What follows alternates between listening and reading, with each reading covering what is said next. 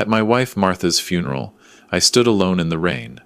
I am Walter, 67 years old, and I watched them lower her casket into the frozen ground at Mountain View Cemetery in Vancouver. The chapel had been empty. Just me, a young minister who never met Martha, and 43 years of memories sealed in a pine box. I pulled out my phone. Force of habit. No missed calls. No texts. I opened Instagram. There was my daughter Amber, 38, posing in front of a Christmas tree at some boutique hotel in Whistler, designer ski jacket. Glass of champagne. Posted 4 hours ago. The caption read, "Living my best life. Self-care isn't selfish." I swiped. There was my son Ryan, 42, shaking hands with some developer at a ribbon-cutting ceremony in Toronto. That confident smile I used to be proud of. Posted 6 hours ago, they chose photo ops. They chose networking events over their mother's goodbye. They thought I was just a broken old firefighter, a relic from another era, someone to be managed and then forgotten. They had no idea what was waiting for them. The next morning, when the doorbell rang at 9 o'clock, I was sitting in the kitchen. I had been awake since 4. The house was too quiet without her. I opened the door. There they were, Ryan and Amber, not in black. Ryan wore a charcoal suit, expensive, the kind you wear to close a deal, not mourn your mother. Amber had on cream-colored athleisure, Lululemon probably. Her hair was in a high ponytail. She looked like she had just finished a yoga class. They carried Tim Hortons cups and a paper bag with bagels. "Morning, Dad," Ryan said, walking past me like he owned the place. The smell of his cologne filled the hallway. Too much of it. "We brought breakfast," Amber said, placing a large coffee in front of my usual spot at the kitchen table. "Double, just how you like it." That small gesture. That calculated kindness. It sat in my stomach like a stone. I sat down. This was Martha's kitchen. It should have smelled like her cinnamon rolls and her laughter. Now it just smelled like lies. Ryan took the chair across from me. He cleared his throat. "Listen, Dad. About yesterday. About the funeral. I am so sorry." I just looked at him. I was stuck. It was the closing on the Yonge Street development. 3 years of work, $40 million. I had to be there. You understand. I'm the principal developer. I couldn't just walk away. He looked at me with Martha's green eyes. But all the warmth was gone. The company, the one I had encouraged him to start, the one Martha and I had co-signed the first loan for, believing he would make something good. Mom would have understood, he added, twisting the knife. She was always practical about business.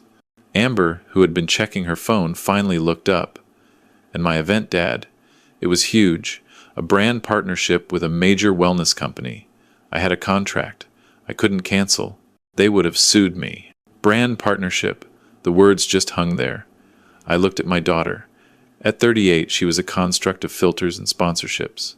I remembered a 6-year-old girl who cried for a week when our golden retriever died, who refused to go to school because she wanted to stay home and keep the dog's collar under her pillow. Where did that girl go? "It's complicated," Amber said. "You wouldn't understand. It's my work." I let the silence stretch. "Anyway, I'm devastated," she continued, sipping her coffee. "It happened so fast. So fast.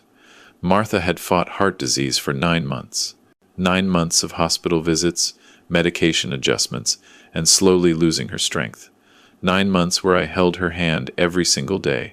9 months where Ryan was too busy with developments, and Amber had a sponsored retreat she just couldn't miss. We sent flowers," Ryan cut in. "A huge arrangement, very tasteful. I remembered the flowers.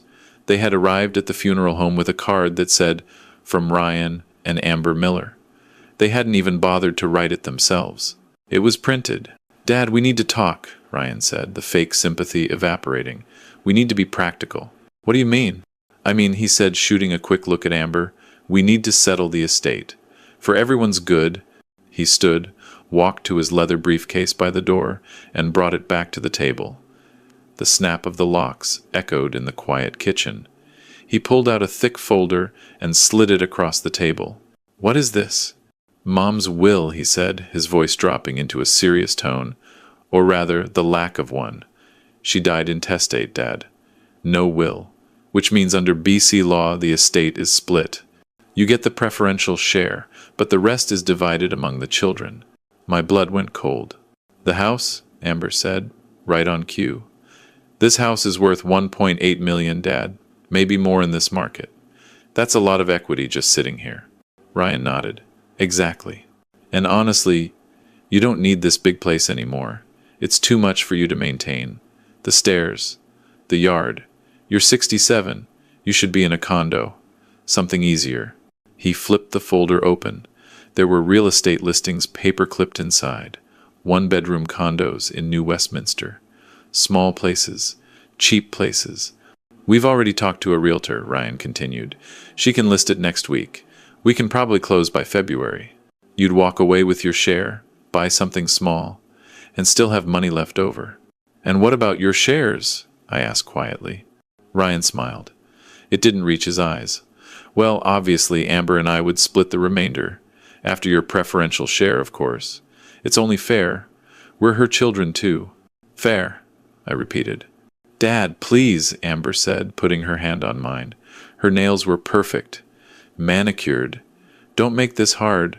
We're all grieving, but we need to be smart. The market is hot right now. If we wait, we might lose value. She didn't even pretend to cry.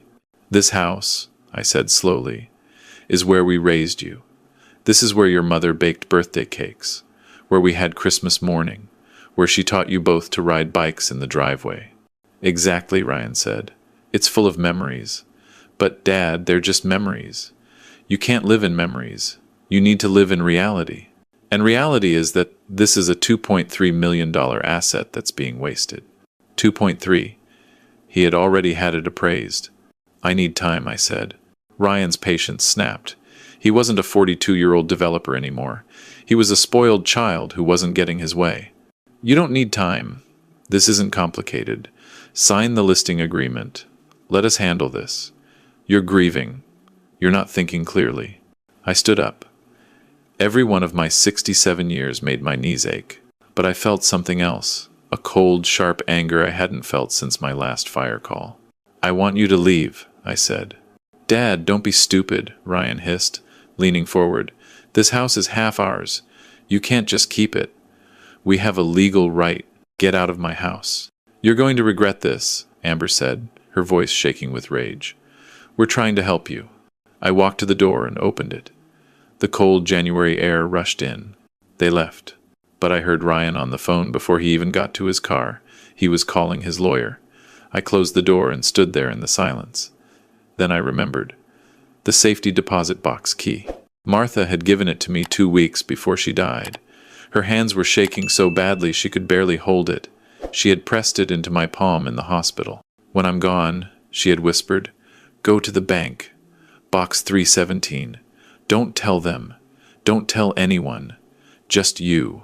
I hadn't understood then. I did now. I drove to the Royal Bank on Main Street, the same bank we had used for 40 years. I showed them Martha's death certificate and the key. The manager, a woman named Patricia who had known Martha, led me to the vault. She gave me privacy. Inside box 317 was a brown envelope and a USB drive. The envelope had my name written on it in Martha's handwriting. I opened it with shaking hands. Inside was a letter, several pages, and something else, a document. The title made my heart stop. Transfer of land title, registered owner, Walter James Morrison. The date was 3 months ago. Martha had transferred the house into my name alone, before she got too sick, before she lost the strength. But it was the letter that broke me. My dearest Walter, it began. If you are reading this, then I am gone, and I am so sorry. I am sorry that I had to keep secrets from you. I am sorry that our children have become the people they are. Most of all, I am sorry that you are alone now. But you are not defenseless. I made sure of that. I know you are confused. I know Ryan and Amber came to you. I know they demanded the house. I knew they would. Because, my love, they have been demanding from us for years. And I have been too weak, too afraid to say no. Ryan borrowed $180,000 from us. Do you remember? 5 years ago, for his investment opportunity. He promised to pay us back in 6 months. He never did. Every time I asked, he said the market was bad. The deal fell through. Next quarter, always next quarter, Amber took $95,000 for her lifestyle brand company, the one that failed in 8 months. She never mentioned it again. She just moved on to the next thing, the next sponsor, the next filter. I paid, Walter. I paid, and I stayed quiet because I didn't want to hurt you. I didn't want you to see what they had become. But my silence was poison. It made them worse. It taught them that we were just a bank, just resources to be used. When the doctor told me I had 6 months, maybe less, I knew what would happen. I knew they would descend on you. I knew they would try to take the house. This house, the one you built the back deck on. The one where we slow danced in the kitchen on our anniversary. So I did what I had to do. I transferred the house into your name alone. I made it ironclad. Community property rules don't apply because it was my inheritance from my parents, remember? The lawyer confirmed it. It's yours, solely yours. But there's more. There's something you need to see. Something I recorded. It's on the USB drive. I did it while you were at physiotherapy. I'm sorry, my love. I'm sorry you have to see this. But you need to know the truth. You need to know who they really are. I love you, Walter. I have loved you since I was 22 years old. You are the best man I have ever known. You deserve peace. You deserve to live the rest of your years without vultures circling. So I built you a fortress. Use it. All my love forever, Martha. I sat there in that small private room in the bank vault. I couldn't breathe. I plugged the USB drive into my phone with the adapter I carried. One video file, dated November 9th, 3 weeks before she died. I pressed play. The video was shaky. Martha had propped her phone up on the nightstand in our bedroom. She was in her chair, the one we had moved into the bedroom when the stairs got too hard. She looked so small, so tired. And then Ryan walked in. "Mom, we need to talk," his voice came through the speaker. Not gentle, not concerned, impatient. "About what, sweetheart?" Martha's voice was weak. "About Dad. About the house. About the future. Ryan, I'm very tired. Can we? No, we can't do this later. You keep putting me off. Amber and I have been talking. We're worried. Worried about what? About Dad managing everything when you're gone. Mom, be realistic. He's 67. He's had 2 knee surgeries. He can barely use email. How is he going to handle the estate? The house? The finances? Your father is perfectly capable. Is he, though? Mom, I love Dad, but he's from a different generation. He doesn't understand property values. He doesn't understand investment. He'll just sit in that house until he dies. And then what? The market could crash. We could lose hundreds of thousands. Ryan, this is not the time. When is the time, Mom? His voice got louder, angry. When you're dead? When it's too late? I'm trying to protect this family. I'm trying to protect Dad, but I need your help. I need you to sign something. There was a rustling sound. Papers. What is this? It's a transfer of beneficial interest. It puts the house into a trust. Amber and I are the trustees. We'll manage it for Dad. Make sure he's taken care of. Make sure the asset is protected. This says the house goes to you and Amber, not to your father. Well, yes, eventually. But Dad will have life interest. He can live there as long as he wants. We're just making sure it's protected for everyone. Ryan, no. That house is your father's home. Mom, don't be difficult. You're sick. You're not thinking clearly. This is what's best. Trust me. I do this for a living. I said no. There was a long silence. When Ryan spoke again, his voice was different, colder. Fine. Then I guess we do this the hard way. When you die, there's no will. House goes into probate. Amber and I will fight Dad for our share. It'll take years. It'll cost tens of thousands in legal fees. Is that what you want? You want Dad to spend his last years fighting us in court, spending Martha's money on lawyers? You wouldn't. Try me. Mom, you have 2 choices. You sign this now. We handle everything quietly. Dad never has to know. He gets to live in the house, and when he's gone, Amber and I get what's fair. Or you refuse, and we make his life hell. We tie up the estate for years. We contest everything. We'll claim he manipulated you. We'll claim diminished capacity. We'll make him look like a fool. Martha was crying. I could hear it on the video. How did you become this? She whispered. I became smart, Mom. I became realistic. Now sign the papers. Get out. What? Get out of my room. Get out of my house. Mom, you're being... Get out! She was screaming now. Weak, but screaming. Get out, or I'll call the police. I'll tell them you're trying to extort me. There was silence. Then footsteps. The door slammed. The video continued for another minute. Martha just sat there, crying. Then she looked at the camera. Walter, she said, looking right at me. I'm so sorry you had to see this. But now you know. Now you understand. They're gone, my love. The children we raised are gone. These people are strangers. Don't give them anything. Don't give them mercy. They wouldn't show you. I love you. Be strong. The video ended. I sat there in the bank vault. I don't know how long. Patricia knocked softly. Mr. Morrison? Are you all right? I wasn't. But I would be. I drove home. I didn't cry. I was past crying. I called the lawyer Martha had used. Her name was on the title transfer document. Sharon Chen. She agreed to see me that afternoon. Your wife was a very smart woman, Sharon said after I showed her everything. The house is yours, completely. They have no claim. The transfer was done properly. She was of sound mind. We have the doctor's assessment, the notary's signature. It's bulletproof. They're going to fight, I said. Let them. They'll lose. And Mr. Morrison, there's something else.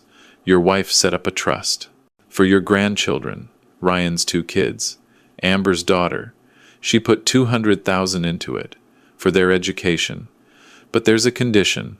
What condition? Ryan and Amber can't touch it. It goes directly to the kids when they turn 18. Your wife made sure of it. She told me she wanted to save something. Something pure, for the next generation. $200,000. Money Martha had inherited from her parents. Money she had saved for decades. She had put it somewhere safe. Somewhere Ryan and Amber couldn't steal it. 3 days later, Ryan's lawyer sent a letter. They were contesting the title transfer. They were claiming Martha had been coerced, diminished capacity, undue influence. Sharon filed a response. She included the video. Ryan's lawyer withdrew the case in 48 hours. But they didn't stop. Amber called me, crying. Fake tears. Dad, please. I don't have anywhere to live. My landlord raised my rent. I need help. You have a career, I said. You have sponsors. Those dried up. The algorithm changed. Dad, please. I'm your daughter. My daughter wouldn't have tried to steal my home. I hung up. Ryan showed up at the house, drunk, at 11 at night, pounding on the door. You can't do this. That house is mine. Mine. I called the police. They took him away, gave him a warning. I changed the locks. I put up a security camera. And then I did what Martha had wanted me to do. I lived. I sold the house, not to line Ryan and Amber's pockets, but because Martha was right. It was too big. Too many stairs. Too many memories that hurt now. I sold it for $2.4 million. I bought a small condo in Kitsilano, 2 bedrooms, a balcony with a view of the ocean, everything on 1 floor. The rest of the money I put into the trust for the grandchildren. Martha's trust, I added another $500,000. The lawyer made sure Ryan and Amber couldn't touch it, couldn't borrow against it, couldn't manipulate the kids into signing it over. Those kids, they're 9, 7, and 5 now. They don't know what their parents tried to do. Someday they will. But for now, they have a future. They have education funds. They have something their parents can't ruin. I see them sometimes, the grandkids. Ryan drops them off for visits now, not because he's sorry, because his wife made him. She saw the video. She was horrified. She threatened to leave him if he didn't make peace. The visits are awkward, tense. But the kids, they don't know that. They just know Grandpa has cookies and takes them to the aquarium. Ryan and Amber, they're different now. Quieter. Amber got a real job, working at a fitness studio, teaching yoga. Not glamorous, but honest work. Ryan had to sell his condo in Toronto. Downsize. The developments aren't going as well as he claimed. I don't take pleasure in that. I don't feel victorious. I just feel tired and sad. Sad that it came to this.